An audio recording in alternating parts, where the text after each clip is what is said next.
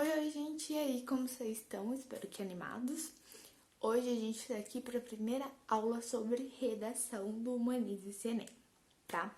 Então, sem mais delongas, hoje a gente vai falar um pouquinho sobre as 5 competências que são cobradas na redação do Enem, né? Sobre como funciona o tema, como funciona a estrutura dele e, por fim, tem uma proposta de redação para você fazer, então fica até o final do vídeo, tá bom? Então vamos falar um pouquinho sobre a primeira competência cobrada no Enem, que é a competência 1. Todas essas competências eu peguei exclusivamente do site do MEC, então tudo que tá aqui é realmente o que é cobrado na prova do Enem, então gente, fica atento, tá bom? Então primeira competência, demonstrar domínio da modalidade escrita formal da língua portuguesa. É avaliado se a redação do participante está adequada às regras de ortografia, como acentuação, ortografia, uso de hífen, emprego de letras maiúsculas e minúsculas e separação silábica. Ainda são analisadas a regência verbal e nominal, concordância verbal e nominal, pontuação, paralelismo, emprego de pronomes e crase. Vamos lá, gente. Você vai escrever uma dissertação. É óbvio que você tem que escrever na língua formal, língua padrão, porque é uma linguagem que vai ser reconhecida e que vai ser entendida. Se você falar numa forma informal, com gírias locais, com dialeto, com empregos, né? Até mesmo idioletos, que é aquela forma pessoal de cada indivíduo de falar, você pode não ser entendido. Ou melhor, você pode ser desentendido, né? Você fala uma coisa e é entendido de outra forma. Por isso a importância de você usar, né? De você utilizar essa forma padrão da língua portuguesa. E para isso você tem que se atentar muito à gramática, né? Não adianta você querer escrever da forma padrão se você erra. Até porque se automaticamente você estiver errando, você não vai estar dentro dessa forma padrão. Muitas pessoas erram a concordância verbal e nominal. Concordância não é complicado, porém, se você não se atentar, você erra pequenas coisinhas. Então, gente, sujeito concorda em número, número concorda pro sujeito e assim vai, tá? Tá se referindo a mais de uma pessoa? Acrescenta lá o S, o M, né? Que geralmente são as finalizações de palavras que vão exemplificar um plural de pessoas e não um singular, né? Então, se atentem aí. E aí, prestem atenção, elas são divididas em 6 pontuações, que vão de 0 a 200. Ou seja, você pode zerar em determinada competência. Definitivamente você pode. Então, gente, fica atento, tá? Pontuação 0. Demonstra desconhecimento da modalidade escrita formal da língua portuguesa. Foi aquilo que eu falei. Não adianta falar idioletos, não adianta eu querer fazer empregos de palavras, gírias que não vai colar. Você vai tirar 0. 40 pontos. Demonstra domínio precário da modalidade escrita formal da língua portuguesa, de forma sistemática, com diversificados e frequentes desvios gramaticais, de escolha de registro e de convenções de escrita. Ou seja, você não tá tão ruim, né? Você não tirou 0, mas você tá numa situação precária, como eles disseram aqui. Então, gente, por favor.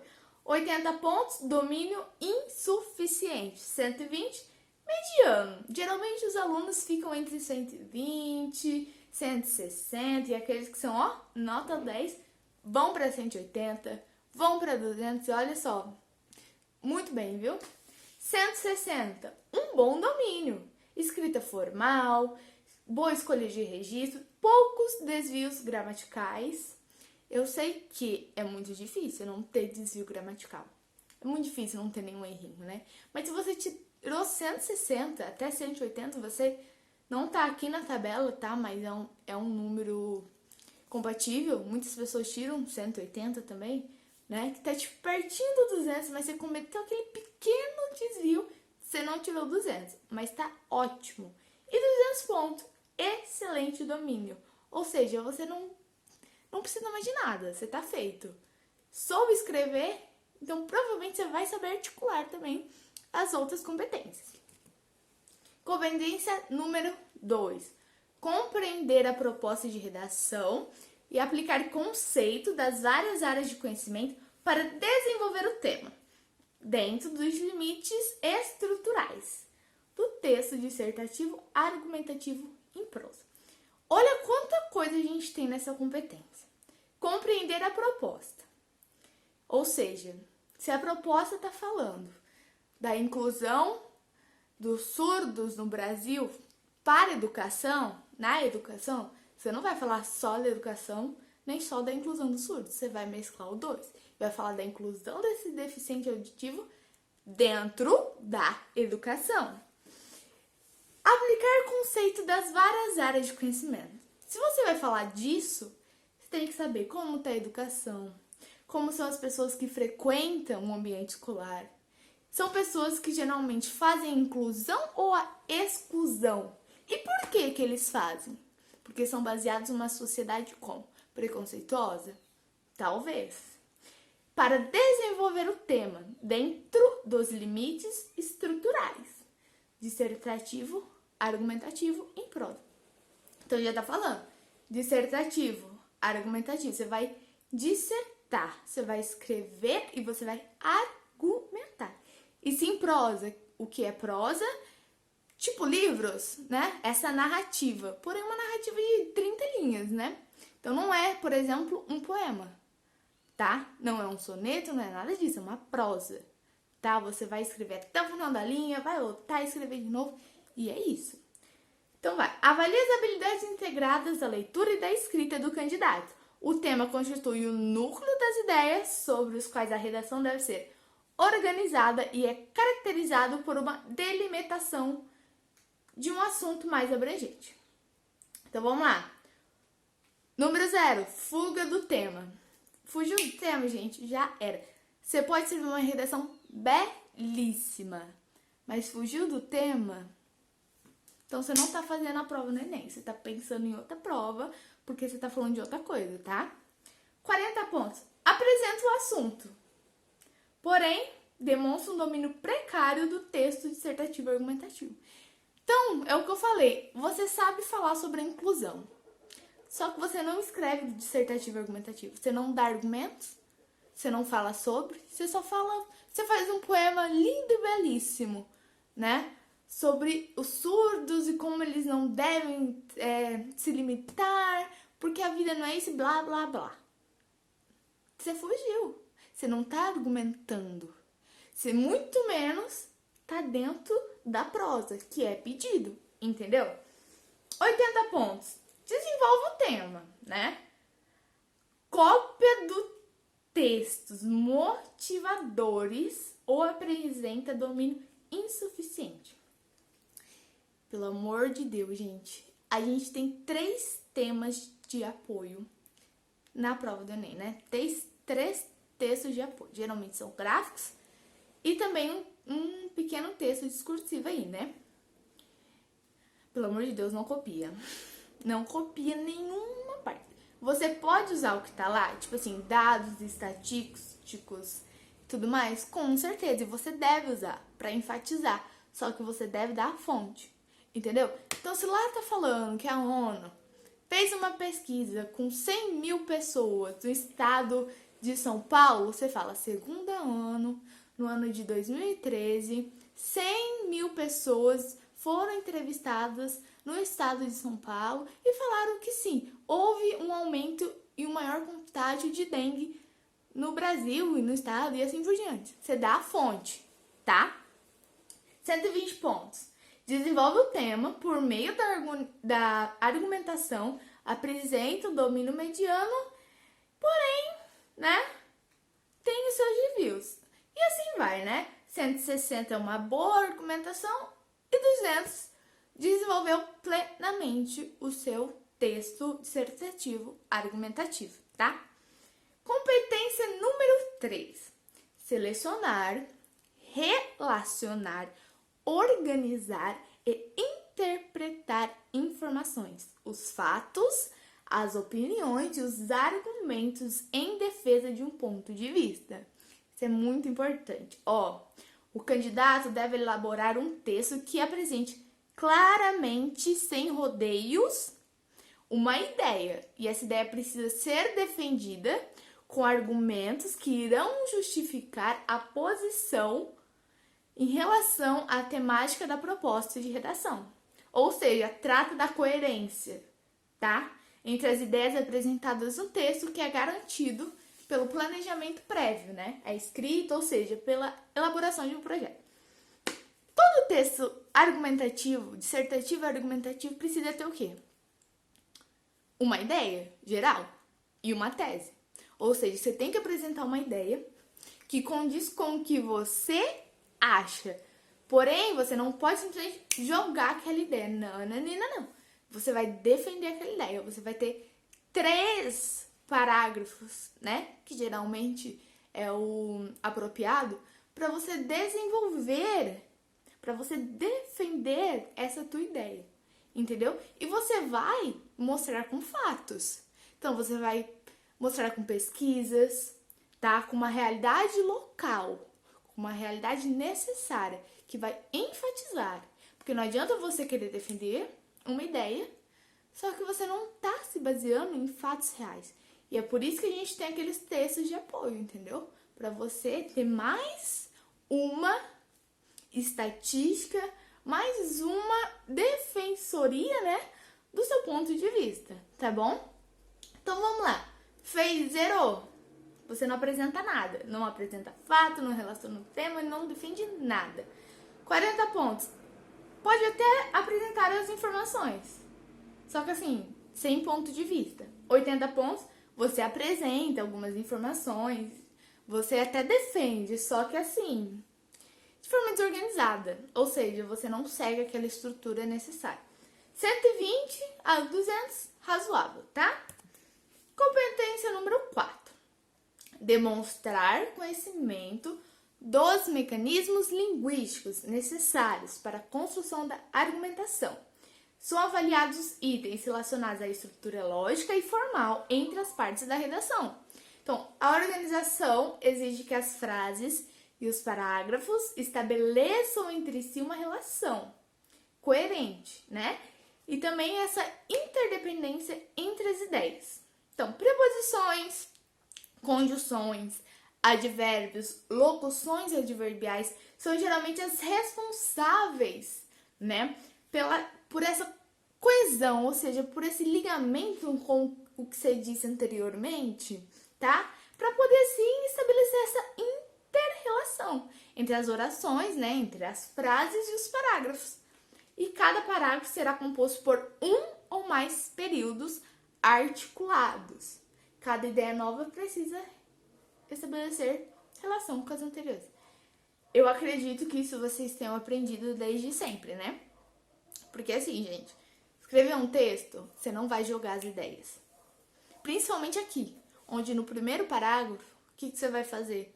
Você vai dar a tua tese, você vai defender a tua ideia, né? Então, os próximos você vai defender aquilo. Só que assim, você não vai colocar no primeiro parágrafo um dado estatístico, aí você vai lá no segundo e começa, tipo assim, querer fugir do assunto, aí no terceiro você vai voltar. Não, você vai falar tudo do mesmo assunto. Você vai apresentar dados diferentes, argumentos diferentes, só que eles vão totalmente se interligar com o que você disse acima, com o que você disse anteriormente, tá bom? É tipo um crochê que a gente fala, né? Então ela é uma linha que ela continua. Você dá um nó, você tem que voltar ao que você disse lá em cima. E isso, principalmente quando você chega lá nos parágrafos que você vai defender e você vai apresentar uma proposta, tá? Então, 0 pontos. Não faz a articulação das informações. 40. Articula precariamente. 80. Articula o texto. Só que, assim, repertório limitado, né? 120 a 200, razoável, bom, excelente. Chegamos na última competência, que é a número 5. Então, elaborar propostas de intervenção para o problema abordado, respeitando os direitos humanos. Repito, respeitando os direitos humanos. Apresentar uma proposta de intervenção para o problema que respeite os direitos humanos. Propor uma intervenção pelo tema significa sugerir uma iniciativa, ou Você vai sugerir. Se vai dar certo ou não, a gente não sabe, mas você está sugerindo. Mesmo que minimamente enfrentá-lo, tá? Então, essa proposta, olha só, representa uma ocasião para que o candidato demonstre o preparo para o exercício da cidadania, para atuar na realidade em consonância com os direitos humanos. A gente sabe que tem muitas pessoas com pensamentos extremistas, né? Isso é óbvio. Só que se você for uma pessoa extremista, você guarda pra você, não coloca na prova do Enem, tá? Sou bem sincera, não coloca atitude extremista. Porque, pô, você tá fazendo uma prova em nível nacional, né? Uma prova que vai abordar, tipo assim, temas diversos. Que vai falar sobre a desigualdade, sobre a realidade social.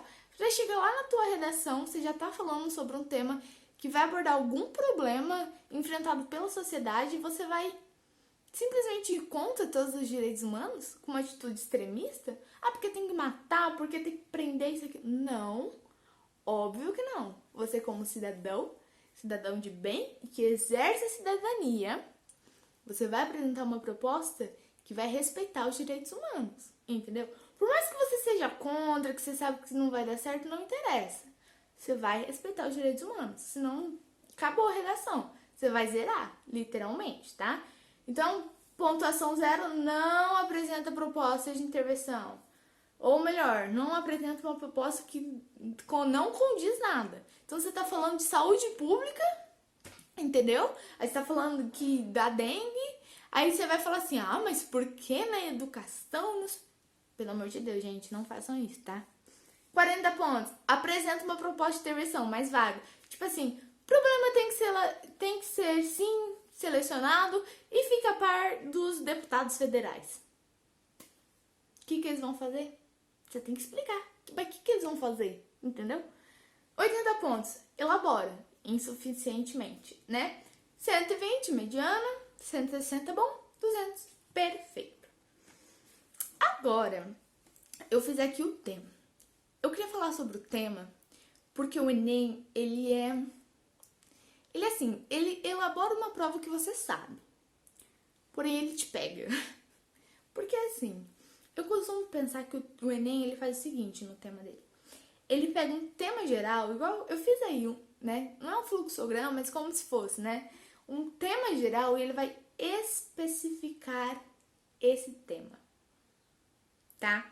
Por isso que eu digo, quando você for estudar para o Enem, você não estuda uma determinada parcela. É óbvio que, geralmente, algumas redações vão especificar. Tipo, a que eu trouxe aqui, que eu elaborei, eu especifiquei, tá? Porém, para você saber discorrer sobre ela, você vai ter que saber de um todo para poder falar daquele assunto especial. Então, olha o exemplo que eu trouxe. É da proposta de 2017, foi o ano que eu fiz o Enem para poder entrar na universidade. E olha só, o tema é inclusão ou a exclusão social. Percebam que a inclusão ou a exclusão social, ela pode estar presente em diferentes níveis e locais sociais. Então, ela pode estar presente na educação, na saúde, no emprego, na cultura, no lazer, independente. Existe inclusão, mas existe a inclusão. Isso em todas as parcelas da sociedade, tá? Não tô falando necessariamente de classe social, não tô falando de hierarquia, nada. Eu tô falando em ambientes também, em setores, entendeu? Olha só, aí ele pegou esse tema, que é inclusão ou a exclusão, né? No caso, eu diria que é mais a exclusão, mas aí você tem que fazer uma abordagem para inclusão dessas pessoas, né? E aí ele falou, mas esse tema, eu quero que vocês discutam sobre os deficientes. E a gente sabe, pode ter deficiente físico, deficiente, né, auditivo, motor, né, inúmeros. Existem inúmeros tipos de deficiências, tá? Tanto que quando eu fui fazer essa prova, eu lembro que eu discorri sobre o tema da deficiência, só que era a questão dos cadeirantes, acessibilidade e tudo mais. Só que chegando no Enem, ele falou sobre a deficiência, então eu já tinha uma base, porque lá atrás eu discorri sobre alguma forma, né, de deficiência. Só que ele especificou, eu quero que vocês falem sobre o desafio para a formação educacional dos surdos no Brasil. Olha quanta coisa que você vai falar nesse tema. Você não vai falar só dos surdos no Brasil, porque eles sofrem exclusão, isso, aquilo, não. Você vai falar dos desafios que eles sofrem para a formação educacional, tá? Eu tô falando do currículo, da educação que ele recebe lá do pré até agora. Posso falar de questão de acessibilidade, né? Que as escolas não têm estrutura, isso, aquilo, completamente. Porque é dentro da educação. Só que os surdos no Brasil, os deficientes auditivos, entendeu? Então, primeiro, é uma realidade brasileira, porque tá falando no Brasil, não tá falando no mundo, tá? Desafios. Por que tem desafios? Falta de infraestrutura, de profissionais especializados, né? Por exemplo, Libras, né? Você vai utilizar para os surdos, né? Para o deficiente auditivo. Então é necessário. Vocês não acham, né, que numa grade acadêmica, principalmente de licenciatura independente, tem que ter essa inclusão? Eu acho super necessário, entendeu? Então já é uma abordagem super legal para você fazer. Então, tá vendo como que o Enem ele pega um tema em geral e aí ele fala, desse tema você vai discorrer disso e aí chega no final, que ele vai especificar. Então você tem que estudar o todo. Então só que você vai estudar sobre educação. Então como que é a educação no Brasil?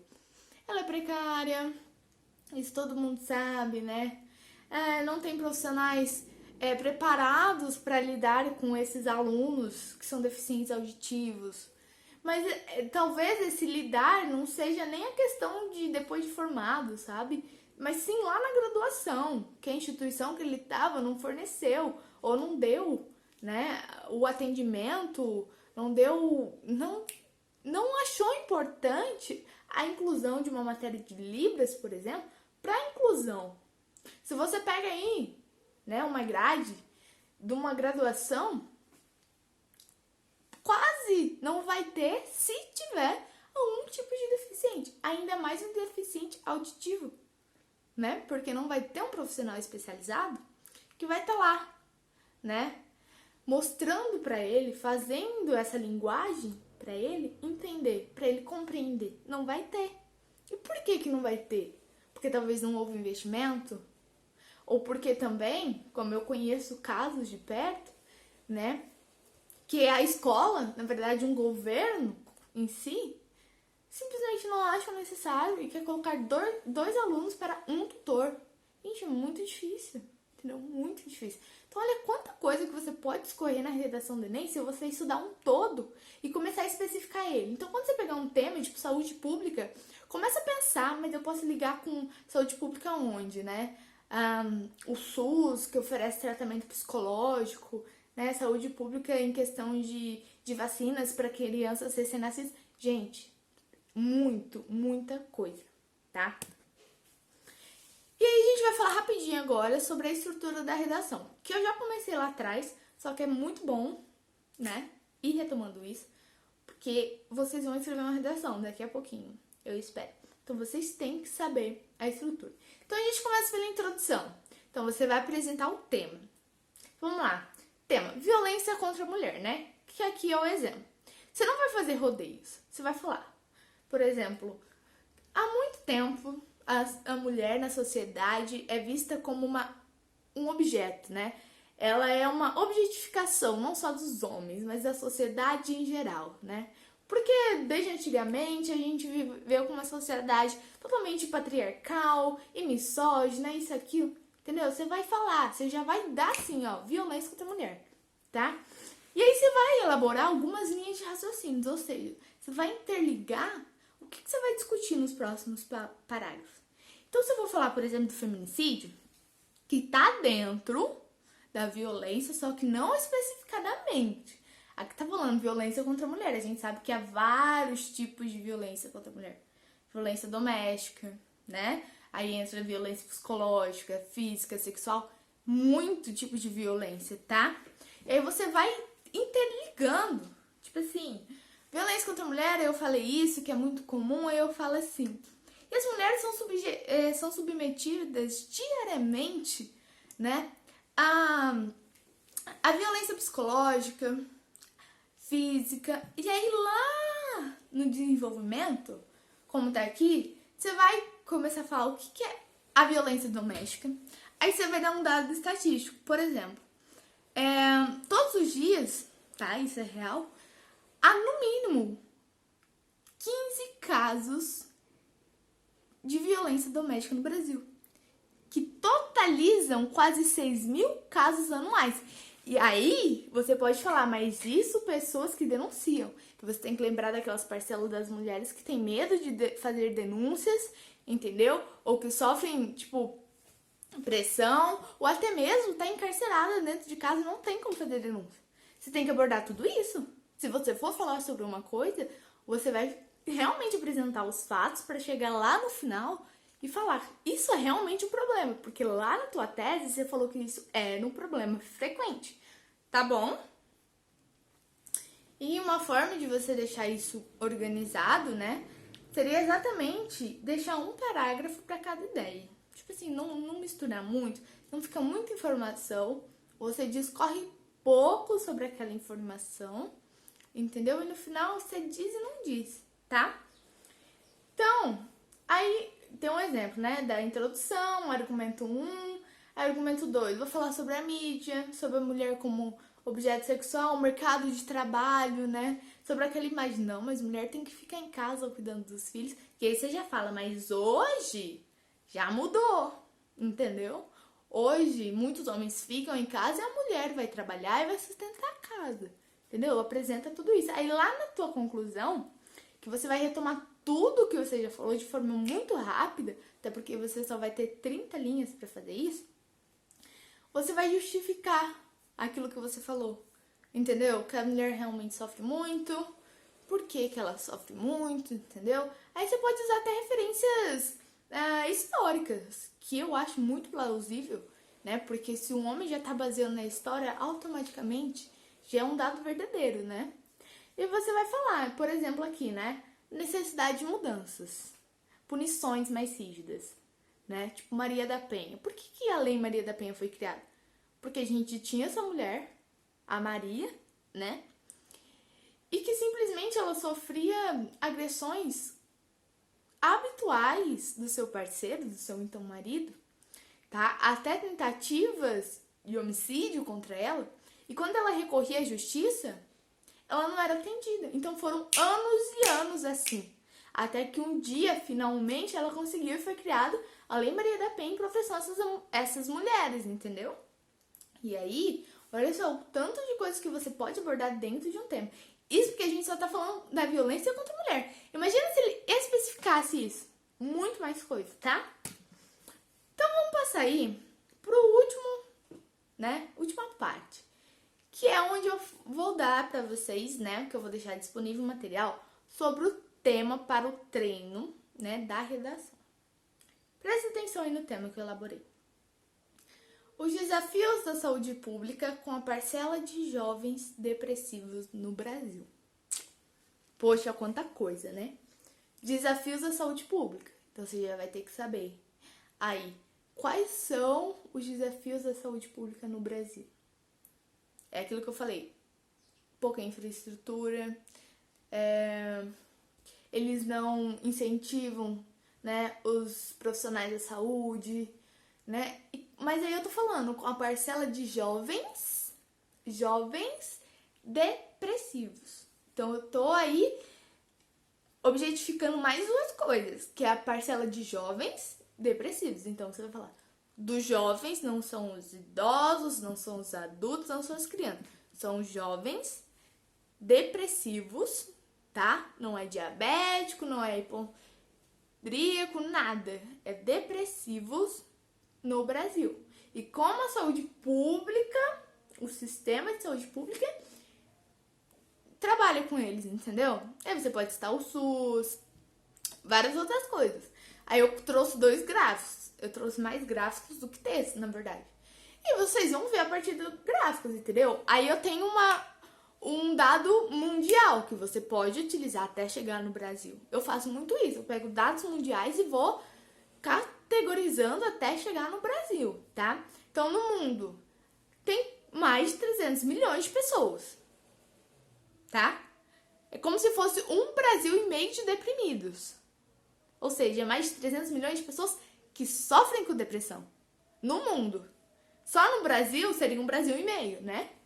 Só que no Brasil são quase 12 milhões de deprimidos, que totalizam quase 6% da população brasileira. Gente, é um número muito grande, tá? Você fala, o que é 6%? Mas você pega aí o Brasil, que é gigantesco, e você fica tipo assim, é muita gente. E isso só aumenta, tá? Os números só aumentam. Então, olha aí. E aí tá falando também um dado muito importante, que as perdas econômicas já é um argumento. Então você vai lá falar no teu argumento.